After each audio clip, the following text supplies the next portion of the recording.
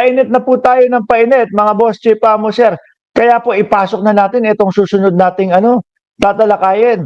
Painit ng painit, mga bossing, at nako, grabe ho, papangit ng papangit. Hoy,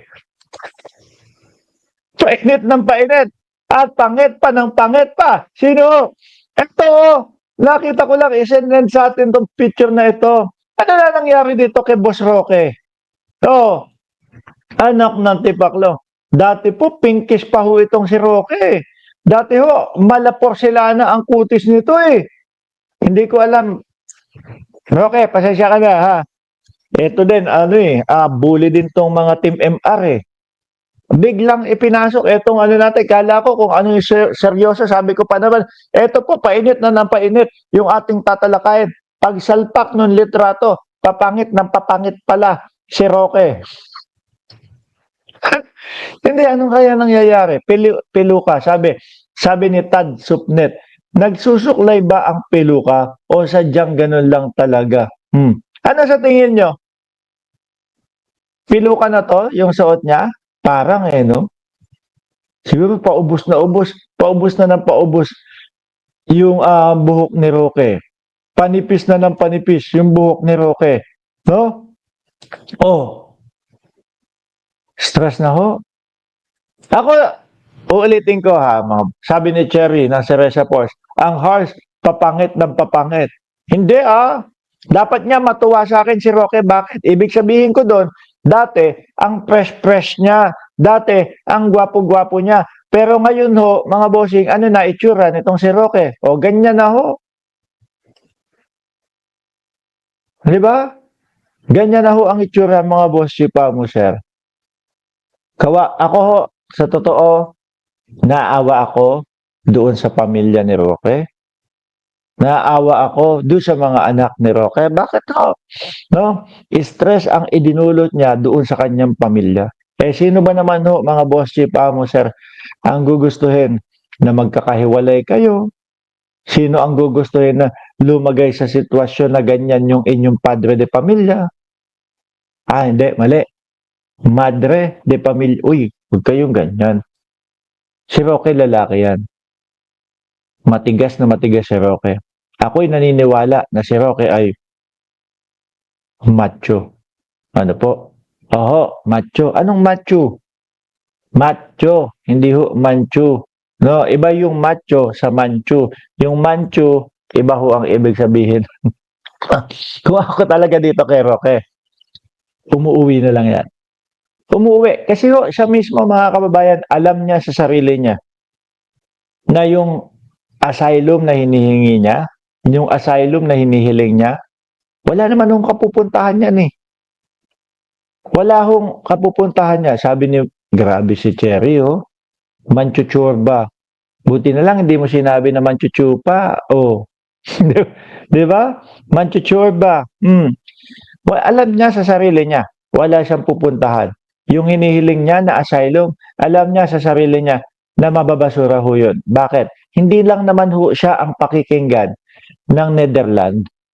No? Panigurado po yan, 2 panig ang kukuhanan ng suwestyon. 2 panig ang kukuhanan ng istorya niyan. Istorya ni Roque at istorya ho ng Pilipinas, mga bossing. Kung yung istorya ni Roque ay paulit-ulit siya na sinasabi na, kaya ho ako naman ginaganito ng administrasyon ni Bongbong Marcos kasi ho, yung nakasuporta ako. Sobra ang suporta ko kay dating Pangulong Duterte. Gigil po yung administrasyon ni Marcos dun eh.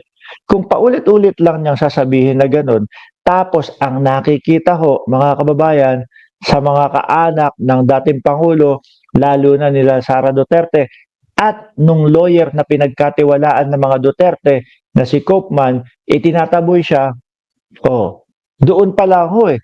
Matatabla na yan eh. Tatablahin na ho, mga bossing eh. Yung sinasabing dahilan ni Roque kung bakit siya humihingi ng asylum eh. Di ba? Sabi ni Carmen M., Sir Mark, parang kulang ka sa ring light. Hindi ko makita ang kapugian. Naku, salamat po. Minsan, itago naman natin. Hindi. Kasi lumipat na kami sa bagong bahay namin.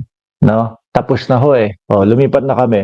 So ngayon, unang gabi namin na natulog dito, actually mahirap kahit luma yung una, namamahay kami.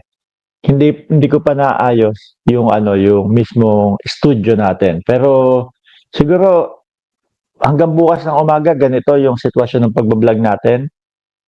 Tapos kinagabihan maayos ko na ho 'yon. Okay?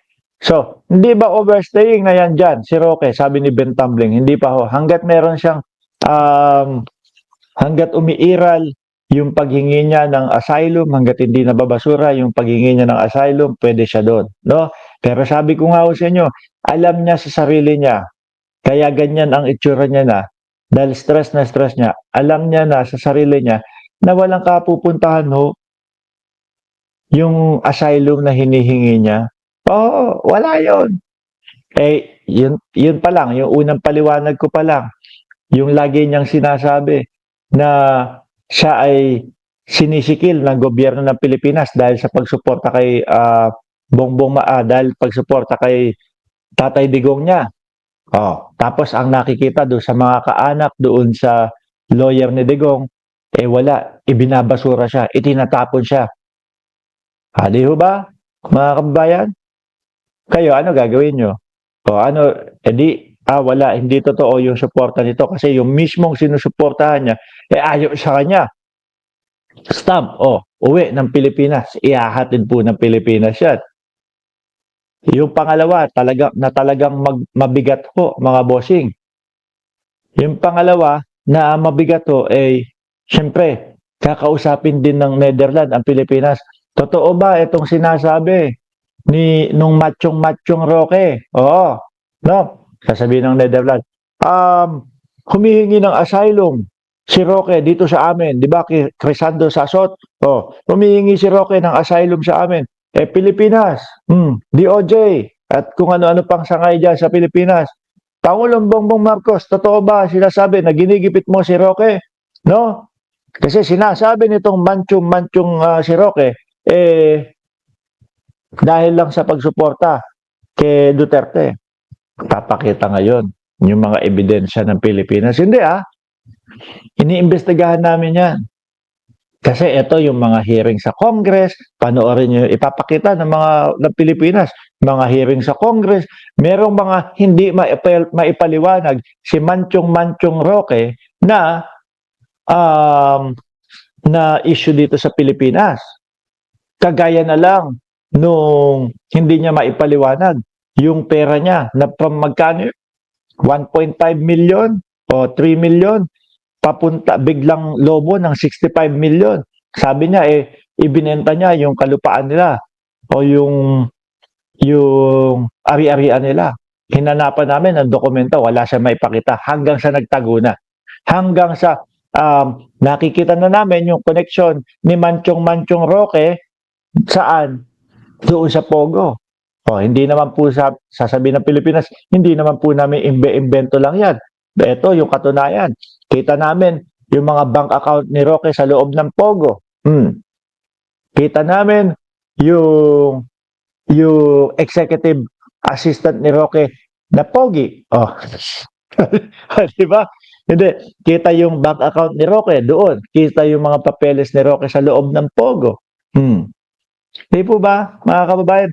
Isang Chinese na wanted na nagtatrabaho sa loob ng Pogo, nandoon sa loob ng bahay ni Roque na sinasabi niya hindi nakapangalan sa kanya. Pero under corporation, sila ding magkakamag-anak o sila ding mag-asawa ang nakapangalan doon. Yun connect-connecta.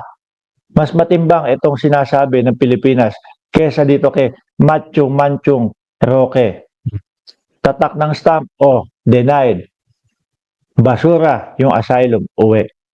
Kaya ang pinapanghawakan na lang po ni Roque, mga kababayan, at nauubos na po yung oras niya, mga bossing, kasi sabi diyan, pag dinesisyonan yung asylum nito, naglalaro sa 1 taon hanggat isa't kalahating taon.